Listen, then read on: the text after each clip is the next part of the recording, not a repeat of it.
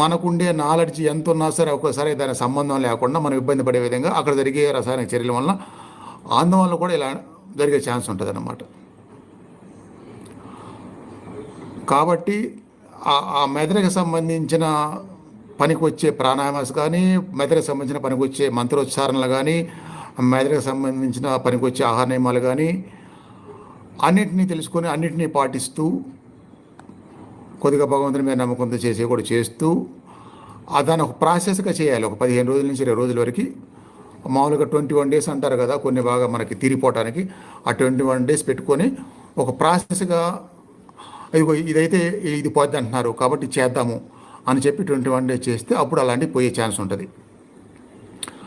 అలాంటి పోయే ఛాన్స్ తెలిసినప్పుడు అలా చేయాలన్నమాట. ఇక్కడ ఏ వస్తుంది ఇంకో సమస్య, అలాంటి చాలామంది తెలుస్తున్నాయి. తెలిసిన తర్వాత